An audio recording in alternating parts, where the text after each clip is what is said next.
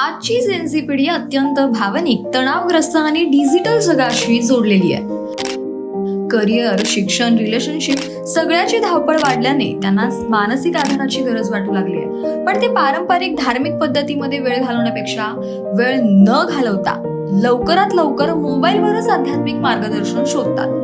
जेनझीला आठवड्यातून एकदा पूजा करण्याऐवजी किंवा सतत आठवडाभर पूजा करत राहण्याऐवजी दररोज 5 मिनिटांचं माइंड केअर महत्वाचं वाटतं. म्हणूनच ते ॲस्ट्रो ॲप्स वरती राशी भविष्य, दुपारी मेडिटेशन टिप्स, रात्री रिलेशनशिप सल्ला असं काही ना काही सर्च करतात आणि मायक्रो हिलिंग करत राहतात. यामुळे मानसिक संतुलन आणि स्वतःची समज वाढते.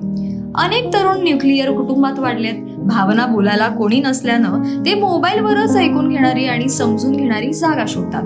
त्यामुळे आध्यात्मिक ॲप्स त्यांना भावनिक सुरक्षितता देतात. सोशल मीडियावर सगळं परफेक्ट दिसलं तरी मनातील भीती, असुरक्षितता, बोलायला मित्र नसतो. त्यामुळे ॲस्ट्रो ॲप्समध्ये गुप्तता राखता येते, समस्या शेअर करता येतात. तरुणांना जज करणारं कोणी नसतं तिथे. त्यामुळे डिजिटल मित्र इथे मिळतो. इथे म्हणजेच ॲस्ट्रो ॲपवरती, असं त्यांचं मत आहे. भारतीय संस्कृतीत अध्यात्म आधीपासूनच आहे. आज फक्त त्याचा चेहरा बदललाय. जसं की पूर्वी गुरुकडे जाऊन सगळं बघितलं जायचं, पण आता मात्र मोबाईलवर मार्गदर्शन घेतलं जातं. म्हणजेच पाहायला गेलं तर श्रद्धा कायम आहे, फक्त साधनं बदलली आहेत जनरेशननुसार. अशाच नवनवीन अपडेट्ससाठी पाहत रहा ऑन डिमांड.